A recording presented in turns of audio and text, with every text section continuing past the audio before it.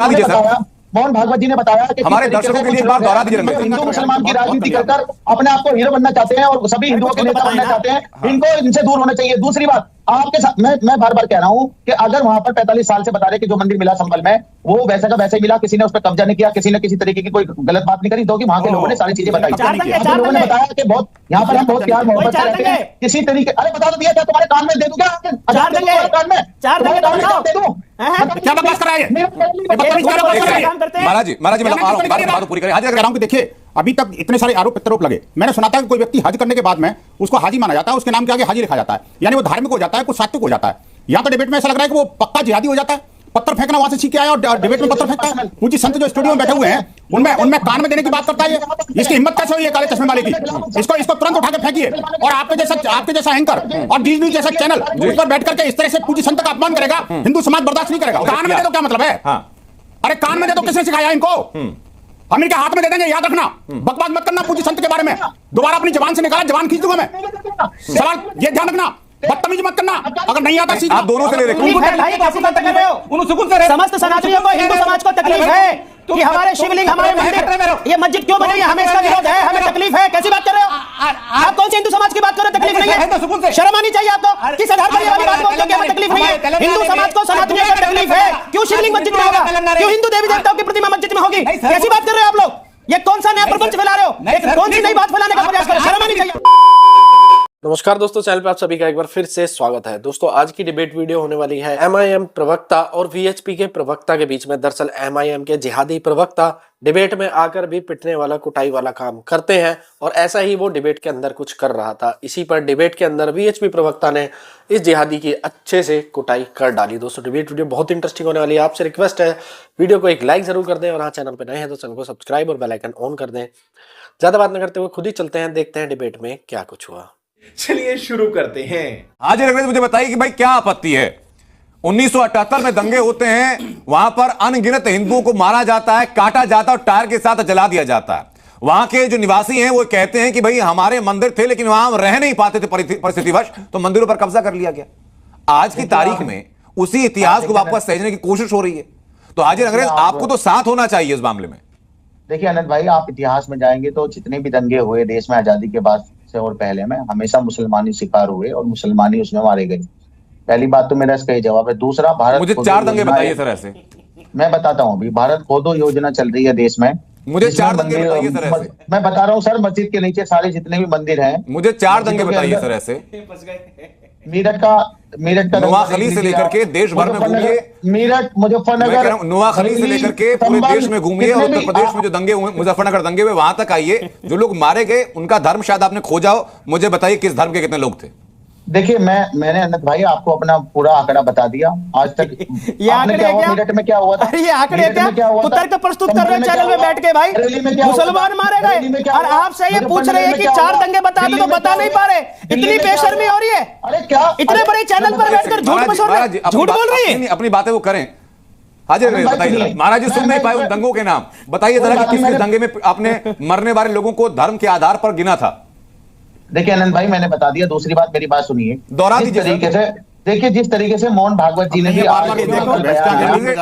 दोहरा दीजिए सर। मोहन भागवत जी ने बताया कि हमारे दर्शकों के लिए एक बार दोहरा दीजिए। हिंदू मुसलमान की राजनीति कर अपने आप को हीरो बनना चाहते हैं और सभी हिंदुओं के नेता बनना चाहते हैं। इनको इनसे दूर होना चाहिए। दूसरी बात, आपके साथ मैं बार बार कह रहा हूं कि अगर वहां पर 45 साल से बता रहे कि जो मंदिर मिला संभल में वो वैसा का वैसा ही मिला, किसी ने उस पर कब्जा नहीं किया, किसी ने किसी तरीके की कोई गलत बात नहीं करी, तो कि वहां के लोगों ने सारी चीजें बताई। लोगों ने बताया कि बहुत यहाँ पर हम बहुत प्यार मोहब्बत से रहते हैं किसी तरीके। अरे बता तो दिया, क्या तुम्हारे कान में दे दूं? क्या कान में 4 दंगे दे दूं? क्या बकवास कर रहा है? महाराज जी मैं आ रहा हूँ, बात पूरी करें। हाजिर अंग्रेज विनोद जी, मैं आ रहा हूँ आपके पास। विनोद जी मैं आ रहा हूँ आपके पास, अपनी बात रखिएगा। 10 सेकंड आते हैं आपके पास। हाजिर अंग्रेज अपनी बात रखिएगा के पास। पूरे देश में खोदो। अपनी जिहादी मानसिकता के बात है। पूज्य संतों के बारे में इस तरह से बोलते हैं क्या? अपनी संस्कृति मत बखेरिए। नहीं सर, विनोद जी एक सेकंड सर, आपस में उलझेंगे तो सर किसी की बात नहीं जा पाएगी जी। मैं कहना चाहता हूं आनंद जी, देखिए आप अनंत काल तक पूछते रहना। ये वो चिकने घड़े हैं कि जिनके ऊपर वो पानी ठहर नहीं सकता। आप कुछ भी बोलते रहिए, इन्होंने अनंत काल तक वही बोलना है जो घसी पिटी बातें वो वहां से सीख के आए हैं। नंबर 1। नंबर 2, मैंने अभी तक ये सुना था कि जो व्यक्ति हज करके आता है उसके नाम के आगे हाजी लिखा जाता है, और हज करने के बाद वो व्यक्ति पाक साफ और धार्मिक हो जाता है। लेकिन यहाँ दिख रहा है कि वो हाजी जो है ना जी, वो जिहादी मानसिकता का शिकार बन जाता है। आप देखिए इस स्टूडियो में वैसे पूज्य संतों के बारे में कान में देने जैसी बात कर रहा है, इसको शर्म नहीं आई, और आपने भी स्वीकार कर लिया। अनंत जैसा एंकर और जो जीनी जैसा हाजिर अंग्रेज, मुझे आपकी आवाज आपकी आ रही है सर, ना विनोद जी की आ रही है। एक एक करके बातें करते हैं हाजिर अंग्रेज एक एक करके बात करते हैं। मैं नहीं चाहता कि आपका फिल्टर डाउन किया जाए सर, तो एक एक करके बातें करते हैं। विनोद जी अपनी बातें पूरी करें, आपको जितना काउंटर करना होगा आप कीजिएगा, मैं आऊंगा आपके पास। ठीक है विनोद जी। आनंद जी, डिबेट के अंतिम चरण में मेरे पास आए हैं, कृपया मुझे समय दीजिएगा, नहीं तो मुझे बिठाने की आवश्यकता नहीं है, प्लीज। मैं कह रहा हूं कि देखिए अभी तक इतने सारे आरोप प्रत्यारोप लगे। मैंने सुना था कि कोई व्यक्ति हज करने के बाद में उसको हाजी माना जाता है, उसके नाम के आगे हाजी लिखा जाता है, यानी वो धार्मिक हो जाता है, कुछ सात्विक हो जाता है। यहां तो डिबेट में ऐसा लग रहा है कि वो पक्का जिहादी हो जाता है, पत्थर फेंकना वहां से सीख के आया और डिबेट में पत्थर फेंकता है। पूज्य संत जो स्टूडियो में बैठे हुए हैं उनमें कान में देने की बात करता है। इसकी हिम्मत कैसे हुई है काले चश्मे वाले की? इसको तुरंत उठा के फेंकिए। और आपके जैसा एंकर और जी न्यूज जैसा चैनल उस पर बैठ करके इस तरह से पूज्य संत का अपमान करेगा, हिंदू समाज बर्दाश्त नहीं करेगा। नहीं विनोद जी देखिए, नंबर 2 विनोद जी देखिए, जो सवाल हाजिर अंग्रेज से पूछा था वो लगातार पूछा गया। पर्सनल टिप्पणी सर, निजी टिप्पणी जहां हुई है वहां मैंने उनको कान में दे दो, क्या मतलब है? हाँ अरे कान में दे दो, किसने सिखाया इनको? हम इनके हाथ में दे देंगे, याद रखना। बकवास मत करना पूज्य संत के बारे में, दोबारा अपनी जबान से निकाला, जबान खींच दूंगा मैं। सवाल ये ध्यान रखना, बदतमीजी मत करना, अगर नहीं आता सीखना। आप दोनों से रिक्वेस्ट है, हाजिर अंग्रेज और विनोद बंसल जी, आप दोनों से रिक्वेस्ट है सर, शब्दों की गरिमा दोनों पक्ष बनाए रखें। आपसी बहस में उलझेंगे सर तो किसी का संदेश लोगों के पास जा नहीं पाएगा। दे रहा हूं, है ना, आगे बढ़ते हैं सर। मुझे कृपया बोलने की अनुमति दी जाए। आप बिल्कुल बोलिए सर, लेकिन पर्सनल आक्षेप ना लगाइए विनोद जी। इसका फीडर क्यों नहीं डाउन कर रहे आप? हाँ इसका फीडर डाउन, वो मेरा प्रोरोगेटिव है सर, वो चीज मैं देख रहा हूं। विनोद जी अपनी बात आप रखिए सर, बार बार मैं आपके पास इसलिए आ रहा हूं क्योंकि आपके पास में देर से आ पाया।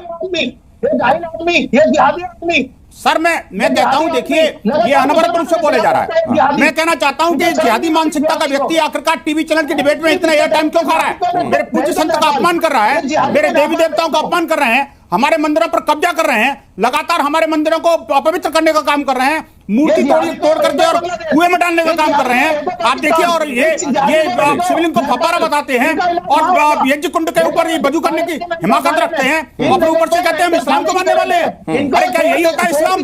इस्लाम की संस्कृति को बखरने की कोशिश मत करिए। इस्लाम की संस्कृति को भारत। विनोद जी, हाजिर अंग्रेज, मुझे माफी के साथ आप दोनों को रुकना पड़ेगा सर। मैं तीसरे मेहमान के पास जाता हूं, उसके बाद मैं तफसील से आपके पास में आऊंगा। मेरे साथ राशिद शरीफ जुड़े हुए हैं। राशिद शरीफ, मुझे बताइए कि आज की तारीख में हिंदू समुदाय मांग करता है कि भाई जितने आक्रांता थे, जितने कट्टर लोग थे, उन लोगों ने धार्मिक आधार पर हमारे साथ अत्याचार किया, हमारे मंदिरों पर कब्जा किया, तो आज हमें वो वापस चाहिए और लीगल तरीके से वापस चाहिए। इस मामले में क्या ऐतराज किसी को हो सकता है? किसी को कोई इतराज नहीं है सर, ये सालों साल का किस्सा है, हजारों साल का किस्सा है ये। आज है सो आपके भगवाना हमारे मस्जिदों में सेफ है, सालों साल से रह रहे हैं, आपको क्या तकलीफ है? नहीं, किसी के भगवान सर मस्जिद में क्यों रहे और किसी के अल्लाह किसी मंदिर में क्यों रहे? धार्मिक आस्था या धार्मिक प्रैक्टिसेस के ऊपर हर धर्म का अपना कॉपीराइट है सर। अरे सालों साल से रह रहे ना सर, रहने दो ना सुकून से, आपको क्या तकलीफ है? जब उनको तकलीफ नहीं है तो आपको नहीं, मुझे तकलीफ है सर। एक सेकंड, राशिद शरीफ जी, मुझे बिल्कुल तकलीफ है, शिव जी है, मुझे बिल्कुल तकलीफ है। अगर भगवान शिव का मंदिर कहीं पर है और उनके भक्त जाकर के वहां पर जल नहीं चढ़ा पा रहे हैं तो तकलीफ होगी हिंदू को इस बात की? नहीं, जब आपको जब उनको तकलीफ नहीं है तो आपको क्यों तकलीफ है? भाई तकलीफ है भाई, तो आप बात कर रहे हो। उन सुकून से रहे, समस्त सनातनियों को, हिंदू समाज को तकलीफ है कि हमारे शिवलिंग, हमारे मंदिर, ये मस्जिद क्यों बनी हुई है, हमें इसका विरोध है, हमें तकलीफ है। कैसी बात कर रहे हो आप? कौन से हिंदू समाज की बात कर रहे हो? तकलीफ नहीं है? शर्म आनी चाहिए आपको। किस आधार पर ये वाली बात बोलते हो कि हमें तकलीफ नहीं है? हिंदू समाज को, सनातनियों को तकलीफ है। क्यों शिवलिंग मस्जिद में होगा? क्यों हिंदू देवी देवताओं की प्रतिमा मस्जिद में होगी? कैसी बात कर रहे हो आप लोग? ये कौन सा नया प्रपंच फैला रहे हो? कौन सी नई बात फैलाने का प्रयास कर रहे हो? शर्म आनी चाहिए आपको। उन्हों तकलीफ में नहीं, आप तकलीफ में, उन्हों तकलीफ में आप निकालने की कोशिश कर रहे तो। अरे भाई, हम हिंदू धर्म चाह रहे हैं, निकालने की कोशिश करें। हम लोगों का लोग अनुसरण करते हैं, उस मार्ग पर चलते हैं, उनकी आवाज हम लोग यहाँ उठाते हैं। अगर कोई पॉलिटिकल प्रवक्ता अपनी पार्टी की बात रखता है तो हिंदू समाज की बात धर्माचार्य रखता है। आपको शर्म आनी चाहिए, किस प्रकार का स्टेटमेंट देते हो? दो बातों को आपको बोलूंगा। विश्व हिंदू परिषद ने सदैव संतों के संरक्षण में काम किया। विनोद बंसल जी ने संतों के समर्थन में जो बात बोली, हम उसका समर्थन करते हैं। और इसी में जोड़ता मैं एक बात बोलता हूं, हाजी रंगरेज ने जो भी कुछ बोला मैंने सुना था, लेकिन मैंने उसकी प्रतिक्रिया नहीं दी थी। तो हाजी रंगरेज को केवल मैं इतनी बात बोलना चाहूंगा कि हम लोग जूना खाड़े के सन्यासी हैं, तो सब सुन तो आपके रहे हम लोग, इसमें कोई दिक्कत नहीं है। लेकिन हाजी रंगरेज, मुझे बोलना नहीं चाहिए, नेशनल चैनल पर बोल रहा हूं, लेकिन बहुत देर नहीं लगती हम लोगों को रगड़ने में। हम ना गए 2 मिनट में रगड़ने की क्षमता हम लोग रखते हैं।